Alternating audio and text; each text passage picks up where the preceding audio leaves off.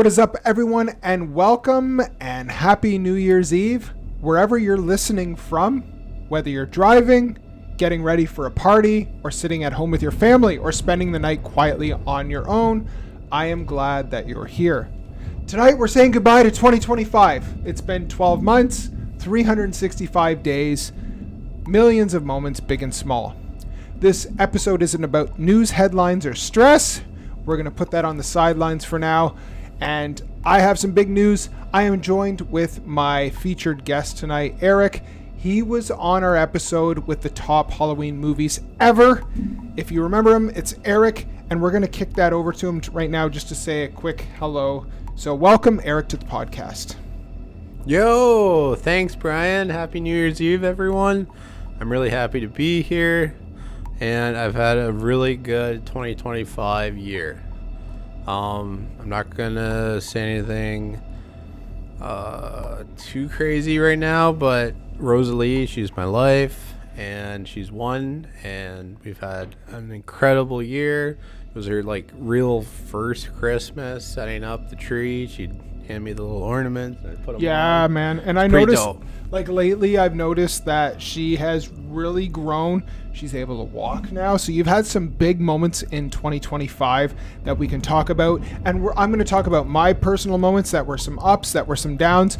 And I want you to reflect on some of your moments that were your ups and downs of 2025, 55 minutes before we roll into 2026. So for the next hour, we're going to look at what 2025 gave us. And we're going to talk honestly about some of the challenges.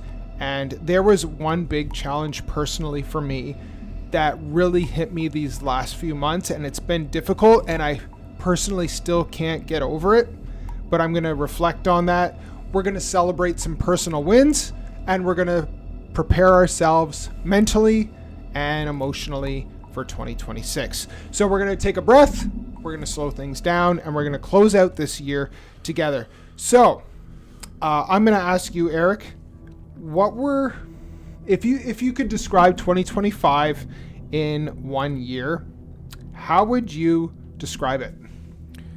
I would say healing, because I had the most serious injury of my life this year.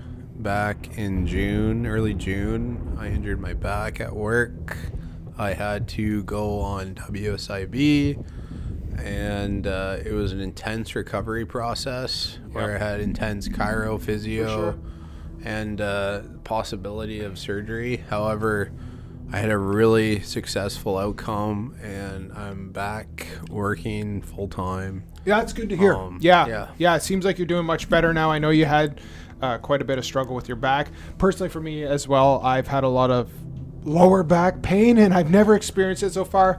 But I obviously get that I'm getting older now, and every day it feels like I've played a football game when I've slept through the night. I've woken up and I'm like, everything just hurts because I'm so old now, and it's just something I got to get used to. Yeah, once you hit 30, you got to strengthen that core. You got to do those exercises. You got to stay strong, but remain humble. That's right. And we are going to remain humble. So for me personally, if I had to describe 2025 in one word, the word for me would be resilience, because something happened in September.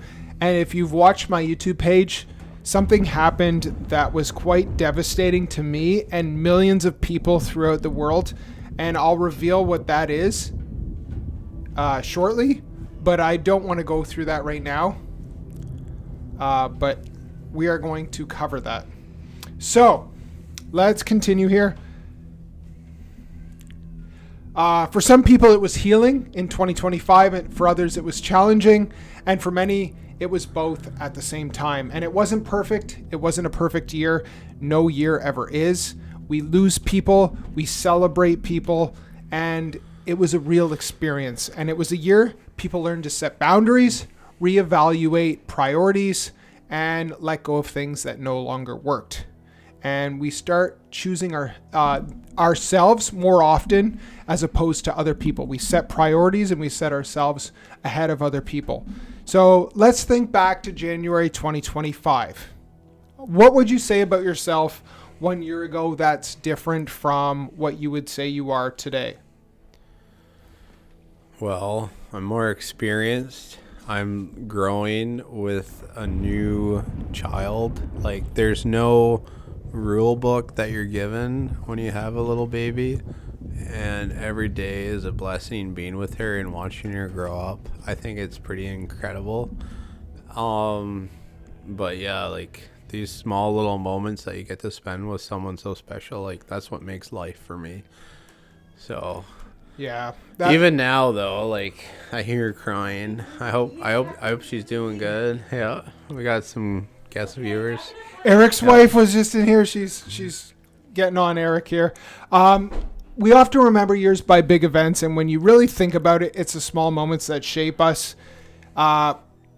It's the random conversations and the nights you laughed harder than you expected and the days you made it through when you didn't feel strong. So I'm going to go into what my moment was for 2025.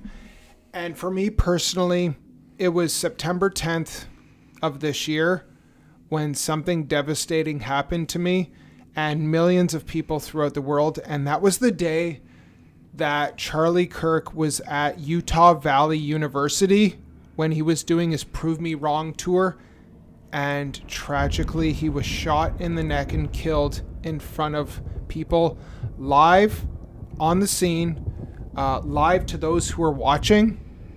And it was so devastating, and I'm still having a hard time now trying to figure out, like, I'm trying to get over the fact that he's no longer with us.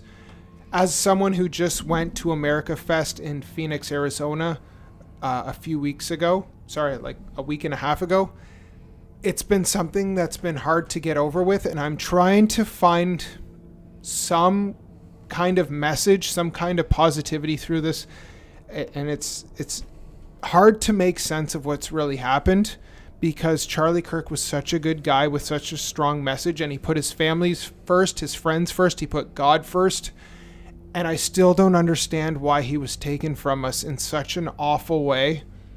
And I understand that there's been a positive message since, but it's been hard to get over, and I still don't understand the whole process of this. And for me, it's still crazy when I roll through my Facebook reels and I still see like videos of Charlie Kirk like debating people. It's been hard to like get over what's happened. So for me, that's my low point of 2025. As far as my high point of 2025, every year in March break, I go to Florida. I love it. I go to Panama City Beach. It's great. The scene there is great. My wife and myself, we have a great time. It's something that we look forward to every year. The weather's great, and that's my up and down right now for me. Eric, how about you? What is your high moment and what's your low moment of 2025? Well, my high moments are pretty simple. Just getting up every morning, enjoying a good cup of coffee, seeing everything, looking outside, enjoying that bright sunshine, staying away from those dark, cloudy days. There's a lot of rain this year, a lot of freezing rain. Didn't like that. Ruined some travel plans. We go to Chatham a lot in Ontario for family visits. The and driving, stuff. A lot of has driving. been awful, man. Yeah, we gotta watch out. The lake for that effect. Stuff. Yeah. We catch a lot of lake effect snow. So, like, if you're in the London area right now, you're getting hammered with snow. We're getting hammered with snow. Southern Ontario, close to Windsor's getting hammered with snow. So, it definitely makes travel difficult. Yeah, it's crazy. Like, the weather right where we are, close to Sarnia, Ontario, it's usually pretty nice, but as soon as you head east towards London, in between that Wyoming, Strathroy area, you get hit with these heavy snow squalls, big storms. You're not going to make it. I remember once I thought I was actually going to die because the snowstorm was so bad. There's probably like a foot of snow coming down this intersection south of the 402. It was backed up, maybe like 30 cars from this intersection. And I'm like, I'm waiting here 20 minutes. I'm going to be stuck here all night unless I do something. I had to cut the lane, went down, and just bypassed all these cars and got over and got out of there. And I guess there was an accident, and this EMS ambulance trying to get through. I'm like, man, it's gonna be hard for you guys. Yeah, it's tough, So man. Canada, it's not necessarily That's right. the best place to live. I'm gonna tell you. Amen. Yeah, it's But- tough. The roads are yeah, tough. you gotta be tough if you're gonna be Canadian. That's right. Yeah. You have So- to be ready to deal with whatever life Yeah. throws at you. I would say in the last few weeks we've seen rain. We've seen actually the other night it was like 14 Celsius, which is like 58. Isn't that Fahrenheit. nuts? Yeah, Yeah. that's crazy. We don't usually expect that weather. Yeah, in exactly. December, yeah. And then by the morning it's like -3 Celsius in Canada. So we're seeing like all 4, maybe 3 seasons all within a 24-hour period. So it's pretty crazy what we're dealing with. And that's typical of Canada weather, especially when we're by the Great Lakes. So when we look back at 2025, it wasn't easy for everyone. Some of the things you might have dealt with were stress, burnout, loss, and The economy. the economy. yeah, look at grocery store prices. That's right. Yeah, Nuts. yeah. There's a lot of things that we can't afford right now. You might have dealt with burnout, uncertainty. You might not know what's going to happen. You're maybe living day to day, and your big life changes in ways you've never planned for. But here you are. You're here for another year, and we're glad you're with us today. That matters. You matter, and we're glad that you are here. When it comes as like life as a YouTuber right now, growth isn't loud. Sometimes it looks like we're getting up when no one's watching. Like right now, I feel like no one's watching, but it's part of the process of being a YouTuber right now. So if 2025 tested you, just know this. You handled way more than you think you did. And one of the most powerful things about time is that it changes us quietly. We don't recognize it when it's happening, but it's certainly going on every year. In 2025, many people learned to say no without guilt, to value peace over chaos, and to stop chasing approval. Do what's best for you.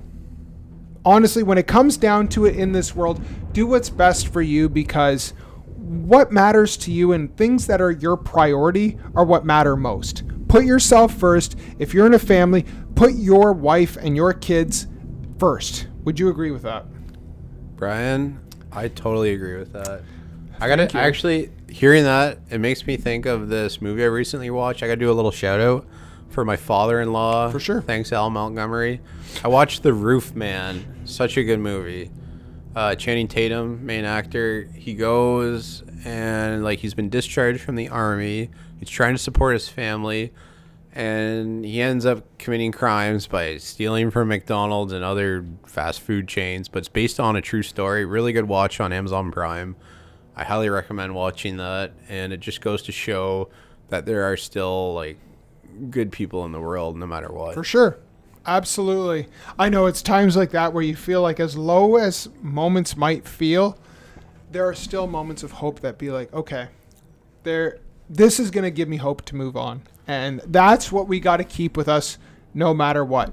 And before the clock hits midnight, there's something important to do.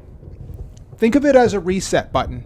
Let go of the mistakes you cannot change, expectations that weren't fair, and guilt that doesn't serve you anymore. It's a refresh button. It's a reset button. At midnight tonight, I want you to hit it. You're allowed to move forward in a lighter mood. You don't have to bring everything from 2025 into 2026, okay? That's what we want you to do from the Border City Kids, from myself and Eric to you. We want you to reset it, and let's think about what's ahead. 2026, it doesn't need pressure. It doesn't need unrealistic goals. It doesn't need intention. Instead of resolutions, why don't you think about how you want to feel? Why don't you put yourself first? You like that? What kind of energy do you want to protect? And who do you want to be present for, including yourself? Who are you living for? What is your message and what do you represent? Hope doesn't mean everything that'll be perfect. Okay, there's always going to be flaws, but we can always try to be the best that we can be. And it means that you're willing to try again. And that's the powerful message.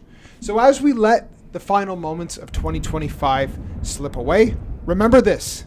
You did the best that you could in 2025 with what you had, and that was enough. Wherever this year found you, it didn't define you. It prepared you for the future. So here's to growth, here's to cooling and healing and moving on in the best way possible, and here's to the joy that we haven't felt, but we're hoping to in 2026. So, from myself and Eric, we wish you a happy new year and welcome to 2026. We're not going to be around for midnight, but we are glad that we're here for it.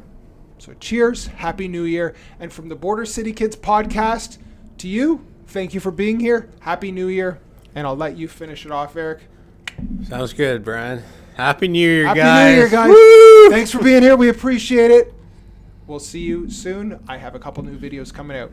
Happy New Year. Happy 2026.